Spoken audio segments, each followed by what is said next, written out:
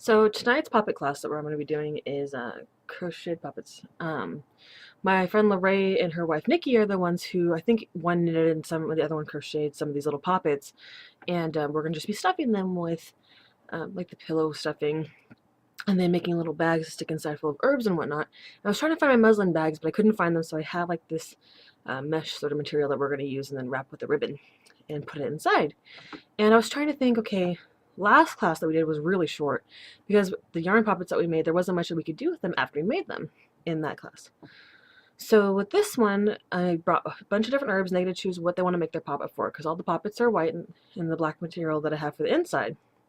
So it's basically whatever they feel like, which herbs they want to choose and whatnot. So I'm hoping that'll take up a little bit more time because people can really think about what they're putting in each of their herbs. I also want to start the class because sometimes I feel like there's always like one person that goes to these classes that wasn't there the previous time or any of the other classes. So then they haven't heard my little poppet spiel. So I gotta start over. And I just like making it shorter. But this time, since we're making them out of yarn and they're crocheted and everything or knitted, that I was going to talk about spinning goddesses, which I could have talked about last week, but I didn't realize it was going to be such a short class. So I wanted to talk about like how spinning is an ancient art form, basically, if you want to call it that. I know it was like really once used for necessity, and now people use it to make crafts and everything with, because most of the stuff that we need something, we can just go buy it. So I wanted to connect it with spinning and weaving, and because the yarn that we're using, they're making something out of like, even though I think we're using an acrylic yarn, but I was going to kind of connect it to them and say like, okay, they would take a roving from something, a wool roving, let's say it's wool roving, and then they'd have to use the spindle or the spinning wheel or whatever they had to do, turn it into yarn, and then we'd take that and turn it into a fabric, and then I was going to go into different things that they would use with this material that they would make. And one of the things I was going to talk about is that we're now using it to make poppets out of. So I wanted to say that we could call upon spinning goddesses in a sense for these poppets to help aid us with them if depending on what we're doing with them. Because a lot of times I see most of the spinning goddesses that I've researched or whatever seem to be motherly figures or elderly goddesses in a sense. Or they're usually like Frigga, let's take that. She's a mother goddess figure, so then but there's other ones that like there's an Egyptian one that I'm thinking might be a crone figure. I'm not quite sure though. There wasn't a lot of information on her, but there's another one too that I'm gonna be talking about. I made a whole list of things. I couldn't find like just a list of spinning goddesses. It was kind of annoying. I'd have to like go through and research every single goddess to like figure them out, and I couldn't find any spinning gods. So apparently gods don't spin. Um, Maybe in a circle. No. But so then I was going to talk about a tiny bit of history of spinning and a tiny bit of history about the goddesses and just talk about them.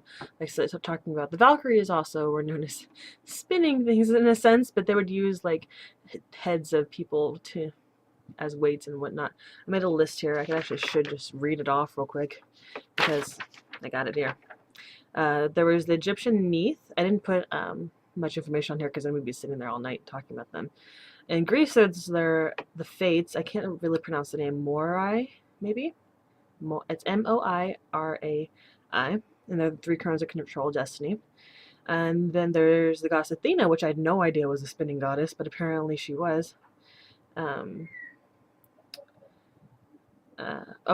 I guess she's connected to spinning because she turned Arachne into a spider. And then there's Arachne's daughters and everything too. And then it says that Hera could have been a spinning goddess.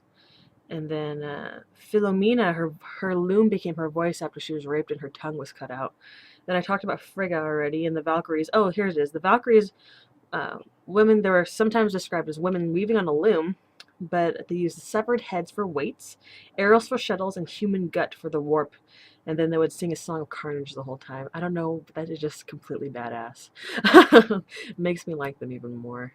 It's a little sick, I guess, but whatever. Then there's Frau Hulda, which I've talked about her a lot. Probably described her as a spinning goddess before. My store, The Well and Spindle, is actually named from her. And then Frau Perkta, or Berkta, and that's basically the same thing as Hulda. I think they're different regional Germanic deities. I mean, they're from different parts of Germany, I guess, and they both connect to Frigg, in my opinion. And from my research, they usually tend to connect them to Frigg. Sometimes Hel, though, as well. Brigittania, and then due because she is connected to the Roman goddess Minerva. And in Baltic myth, I have no idea about anything from Baltic myth. So this was, I'm like, I don't even know how to pronounce this. Sol. She was a life-affirming sun goddess, and but her symbol was like a spinning wheel, like a rosette, which is supposed to represent the sun. And then Kalevala from the Finnish, is a Finnish weaving goddess. And then in China, they just have a goddess that's called the goddess weaver. I couldn't find any name for it, though. It just was like the goddess weaver, and then they would talk about like the star goddess, this goddess. They don't. Maybe they can't translate the little icon or symbol into anything other than like the Weaver goddess or the goddess Weaver. And then the only other one I found was Mama Oslo. It's Ocllo for an Incan goddess. So yeah, I wish I could just memorize all that instead of having to read off a list, because I felt kind of silly reading it off a list. But I just thought of this idea earlier today, and I usually don't sit here and talk about spinning goddesses because I'm not really a fiber arts person. I'm trying to learn how to be, but it's very difficult. I mean, I want to learn how to use a drop spindle and everything, but actually using that yarn afterwards, anything other than stick weaving, I'm not good at. But I'll make myself good at it. So I'm off to my class right now, so thank you for watching.